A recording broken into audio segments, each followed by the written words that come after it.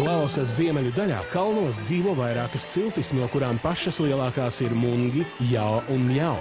Šo cilšu valoda atšķiras no oficiālās valsts valodas, tāpat kā viņu dzīvesveids, kas līdzinās pirmatnējai dzīvei. Vīrieši kalnos medī, bet sievietes apstrādā rīsu un dārzeņu laukus. Katrā ciemā ir lopi, kopīgs īpašums. Ņemot vērā to, ka šeit nav ne elektrības, ne leduskapju, katru nokauto lopu jāpēd pēc iespējas ātrāk. Tādas ir dzīves īpatnības šajā brīnišķīgajā mūsu planētas vietā. Tas lielākais benzīntanks tuvākos 100 kilometros, ne? Jā. Tā kā sulas aparāti izskatās. Varētu būt apelsīns sula pa labi. Tā granātābola. Kur dzersim? Jā, tas sarkanais sidriņš liekas. O, kā uzjaucās. Kompotiņš, ne? Nu? Kā kokteļu mašīna.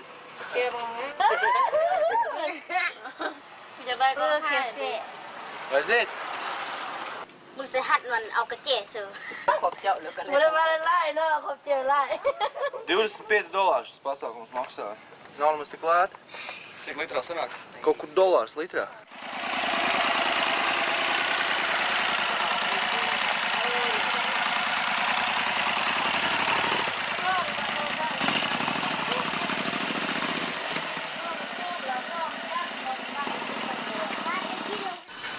Nevaram vairs īsti saprast, uz kuru ceļu.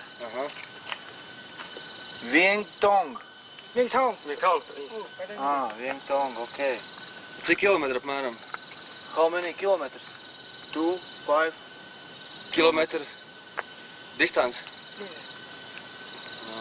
35 10? Šitas te ir 10. 10, jā? 1, 2, 3. 3 kilometri. Ok. Parād, kur mēs istamies? Tad mēs atrodamies kaut kur starp Nongham? Nongham? Nongham. Ok. Nongham ir uz to pusi, jā? Ok. Mēs atrodamies kaut kur starp Nongham un Viengtong, apmēram 70 km no Vietnams.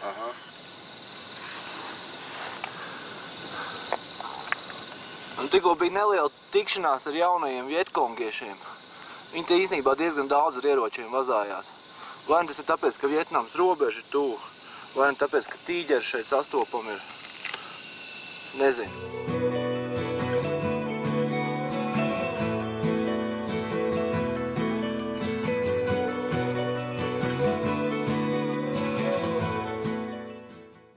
Mēs atrodamies Laosas ziemeļa austrumos pie Ponsavahas pilsētas. Un iesim skatīties tātad 2000 gadus vecs veidojums no akmeņa, kurus sauc par akmens kausēm, un kuriem zinātnieki vēl nav raduši izskaidrojumu līdz šim brīdim. 25 hektāru platībā izmētāti šitādi kausiņi, izurbt vēlns, viņi zina, kādā veidā tas ir dabūts gatavs. Un neviens tā īsti nevar pateikt, kāpēc, kur, kāpēc tieši šajā vietā, Laosā. Un tad no kā visi gudri domā. Viens saka, rīs tur jāglabā, cits saka, vinčiks. Man jau izstās, ka pasties. Vinčikam īstā vieta. Un tas nav vīns, tas ir ūdens. Lielākais sasniedz 2,5 metrus augstumu un 2,5 metrus platumu. 2000 gadus atpakaļ tas viss jau bija jāpārvieto un šitādā daudzumā. 340 gabals kopā tās lielās ir. Un mazās pamanījušies jau, ir arī mazās bijušas, ap 600 kilogramiem. Jo es saprotu, ka smagākās ir vairākas tonnas. Un mazās pamanījušies kolekcionāri, jā, uz ratiņiem, aizripināt projām. Var?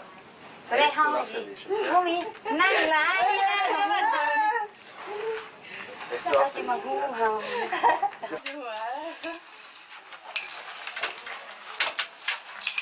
Tas ir viņiem viens no iespējamiem ienākuma avotiem, ko tad viņi citi darīs kalnas iemektos. Un pasties, tā arī dabīgs materiāls ir un smuks viņiem tās drēbes. Viņi arī pasties, viņi saglabā arī, viņi valkā tos tautiskos apģērbus reāli.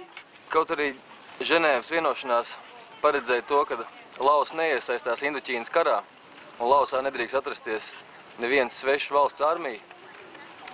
Lausa izveidojās kā Amerikas Savienoto Valstu lidmašīnu bombardētāju lidlauks. Viens no aktīvākajiem lidlaukiem, ko vispār militārā vēsture ir pazinusi. Centrālās izlūkošanas dienesta aģenti no Amerikas tika iefiltrēti iekšā Lausā un apmācīja Lausas pilotus. Paši tajā pašā laikā bija ģērbušies kauboju cepurēs un saules brillēs, lidoja ar mazām Cessna lidmašīnām un ar dūmu raķetēm norādīja mērķus Vietnamas teritorijā, kur tad arī nomest bumbas. Intensitāte bija tāda šī lidlaukā, kad visu šo 9 gadu laikā katras 8 minūtes tika nomesta kāda bumba. Un viena milzīga daļa krita arī uz Lausas teritoriju. Tāpēc, ka Lausas piloti pilni ar uzlādētām lidmašīnām lidoja uz Vietnamu un bieži vien laika apstākļu dēļ nespēja nomest bumbas Vietnamā. Un, lai atgriezos atpakaļ tik smagiem, viņam vairāk nebija iespējams to izdarīt, tāpēc viņi meta bumbas nost vienkārši kaut kādās Lausas džungļu teritorijās. Tas daudzums bija tāds, ka aptuveni kara laikā uz 1 kvadrātkilometru 10 000 tonnas sprākstviela, kas būtu apmēram pa pustonnai uz katru Lausas iedzīvotāju. Katras 8 minūtes sprāga bumba, visus 9 gadus, 24 stundas diennaktī. Un šādas te bumbas vēl šodien ir pilni džungļi, un bieži vien Lausas cilvēki uz viņām arī uzsprākst. Vēl šodien Lausas iedzīvotāji bieži vien izmanto šīs briesmīgās bumbas, dažviet kā dekorācijas, bet dažviet redz tīri praktiski iemesli vadīt no šīs te bumbas uztaisīts kompresors.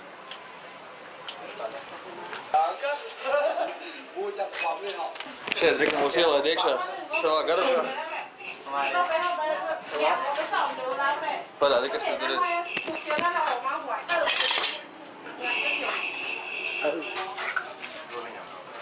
Patur. Pavisam labi, ne? Amerikāņi, ja? Bố mẹ. Nav, ja? Bố mẹ Amerika. Aha. Russia đấy. Rasija, ja? Russia đấy. Krievi, ja? Russia đấy. Rasija, ja?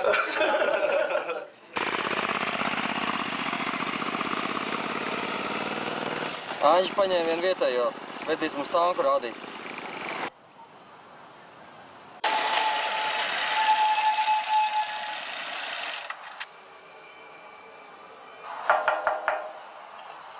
Very good condition. Yeah. 4 tankisti un suns. Aiziet. Starp bumbām un visādiem šādiem dzelžiem bija vēl viena briesmīga lieta Indoķīnas kara laikā. Saucās oranžais aģents. Oranžais aģents nemaz nebija nekāds aģents. Tā bija ķīmiska viela, kur amerikāņi smidzināja no lidmašīnām uz džungļiem. Ideja tāda, lai visi džungļi izdeg, paliek dzelteni, lai viņiem vieglāk būtu redzēt vietnamiešu armiju, kā viņi kustās. Un, protams, tā ķīmija arī nonāca Lausā lielā daļā. Saindēja ūdeņus, daudz bērnu dzima kropļi vēl daudz 10 gadus pēc šī kāra. Kara lietiņas neko nepadarīs.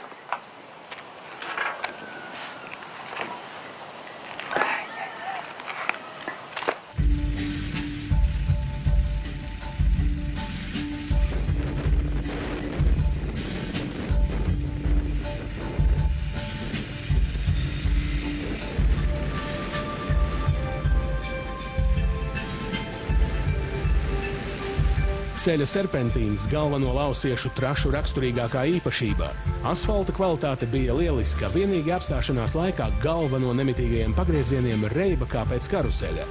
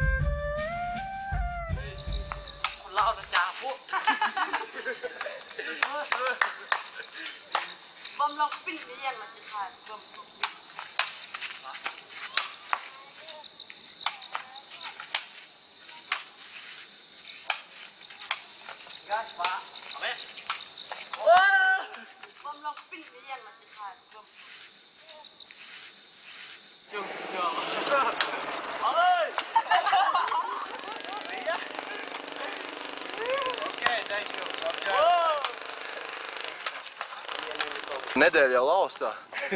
Pa vakariem treniņi. Ko tad domā? Viņi atkal ir no bambus un iekšā kaut kāds ir vēl kaut kas ielikts, bet no bambus atkal sapīt. Baigi interesanti.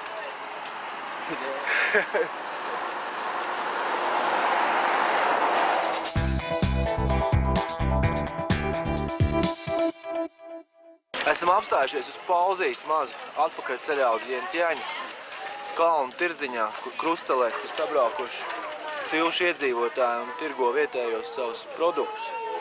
Pastīsimies, nopirksim varbūt kāds vitamīns, mandarīns, cik maksā, paprastīsim. From Russia? Russia, jā. Okay, what город? Говоришь по-русски? По-русски. Говори. Говорю по-русски. Я знаю. Ты тоже знаешь, да? Откуда ты знаешь? Учился? Я учился Где учился? Таджикистан Таджикистана. 6 лет. Душанбе? Душанбе, да. Я учился в Баку, Баку учился? Ереван. Ереван. Yeah. Хорошо. А мы из Риги, из Латвии. Ригу не знаешь? Нет. Латвия. Латвия. Латвия, Прибалтика. Латвия, Литва. Эстония, Белоруссия, 15 республик. Да, 15. Сейчас. Раньше. Izrādījās, ka Vientianā ceļotājiem ir vairāk brīva laika nekā bija plānots. Nokavējuši dokumentu iesniegšanu Kambodžas vīzai, viņiem šajā pilsētā nācās pavadīt dažas dienas. Toties viņi atrada servisu, lai pēc smagā brauciena pa Mongoliju savestu kārtībā motociklus, nomainītu riepas un iztaisnotu diskus. Negaidīti uzradušos brīvo laiku puiši veltīja Lausas galvaspilsētas apskatei.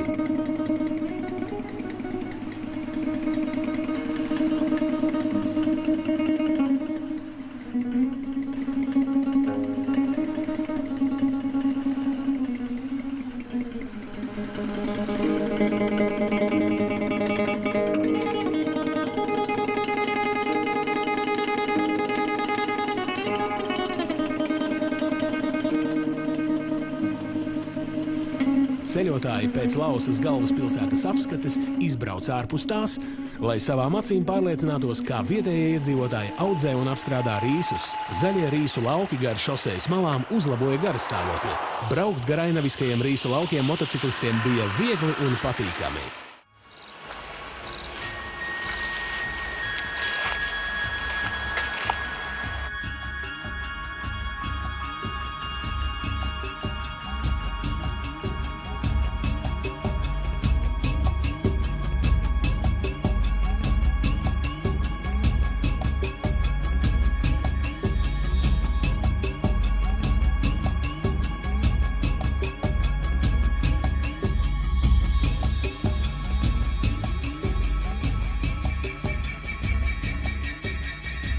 Daudz droši vien iedomājās, ka rīsa aug tikai Ķīnā, bet tas nebūtu tā nav.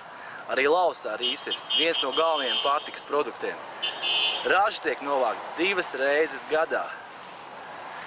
Un tas ir diezgan smags darbs, stādīt viņus visus šeit un pēc tam vākt nost plus 38 grādi, tagad vai būt ārā. Un tā diena aiziet. Nu, pamēģini. Ņem un ar to sirpīt vienkārši tad liek. Re, kur tas rīsa gabals ir, tad sienu viņi tādās buntītēs un tad žāvē. Man vienmēr licies, ka rīsa kaut kā savādāk aug. Patiesībā tā kā mūsu labība, ne? Jā, tieši tāpatās. Tikai tā, ka viņš sēž šeit iekšā, tas viss ir ūdenī, un tad tas ūdens visu laiku tiek regulēts. Kā tas notiek? Nu tā tas ir. Rītā rīsi, pusdienās rīsi, vakarā vairāk nerīsi. Baigi jāstiet, nāži tik griezās. Tādā veidā tos rīzes dabūna ārā, jā? Jā. Tāda Riktīgi vārds cenamā mašīna. Nav jārā no rokām, riktīgi jākot.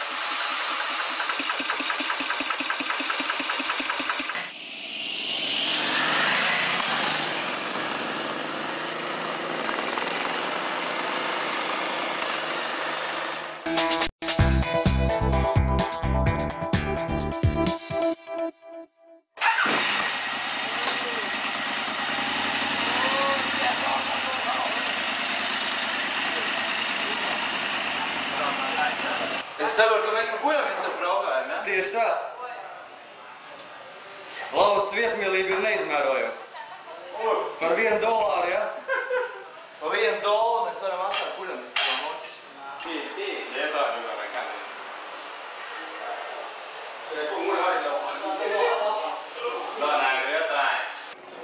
Nu, atrodamies pašos Lauvas dienvidos pie 4000 salām. Tā saucās šī vieta. Ir Mekongas likteņu upes, Āzijas, 4500 kilometrus garās. Pēdējā diena Laosā, žēl nedaudz, tāpēc, ka esam patiesi iemīļojuši šo valstu un baigi labā viņai.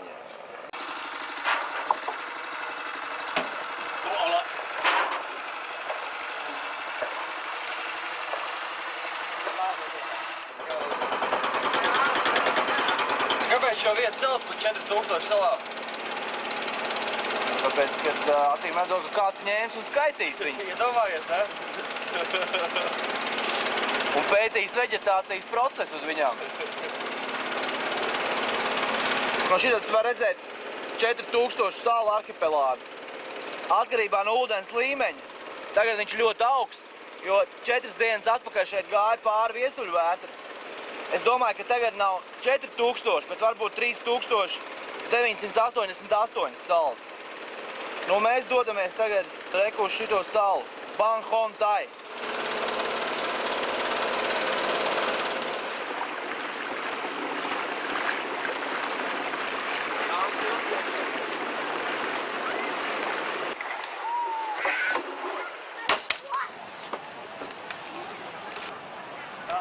Nu, ko klāt esam, ne? Hello from Mars. Re, kur ir leģendārais Franču būvētais dzelzceļš. Franču dzelzceļš darbojās vairākus 10 gadus, līdz 1945. gadam, kad Japāņi paņēma un sabombardēja šo trasi.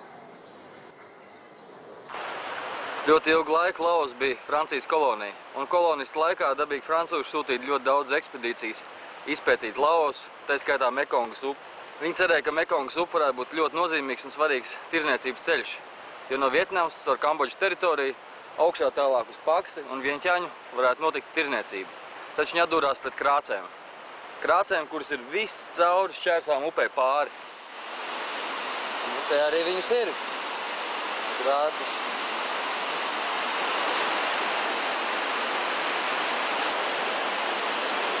Uz salas mums būs daudz visādi šķēršļu, kā es saprotu. Krokodīli, ja, dzīvo upē. Anakonda, ja. Plēsīgie delfīni. Plēsīgie delfīni. Ūdenskritums jāpārvar. Un re, kur pirmais. Muflons. Kā viņam tik garām? Ūdens bifels. Jā, jā. Jātiek viņam kaut ko garām būs. Sarkans šorts būtu uzvilcis. Nu, paliec sveiks, mans mazais draugs.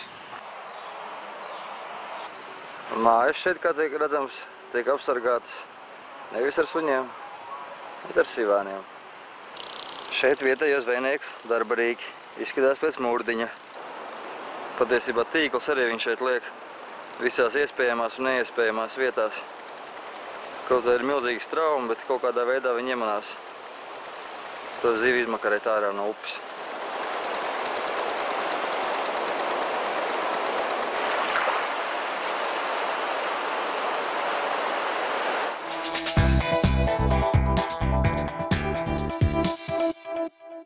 Ar salu esam iepazinušies, tagad laiks vakariņām, bet nu viņas no sākuma ir jādabūna.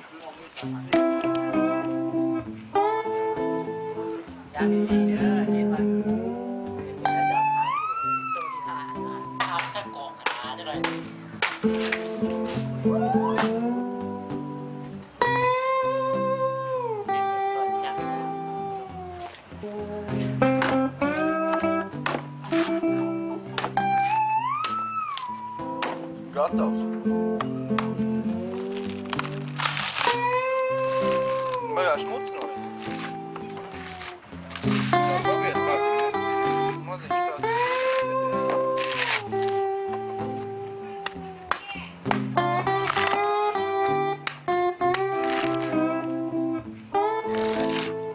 Nu, kā tev šķiet? Nekādu vainu, un viņu arī var uzraudzēt. Jā? Jā.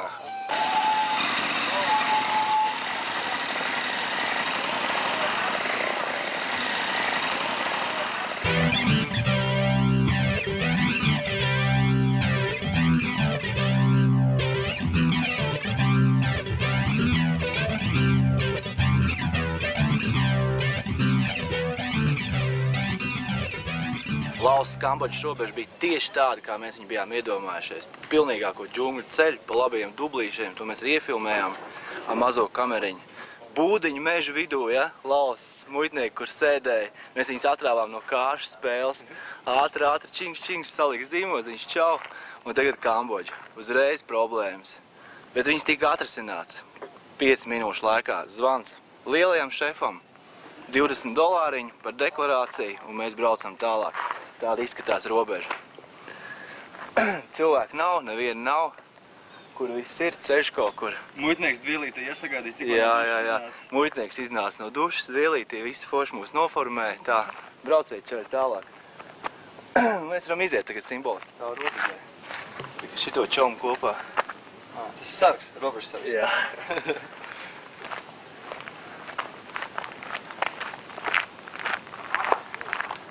Nu, es atlaidīšos muitnieku pusdienas laiku.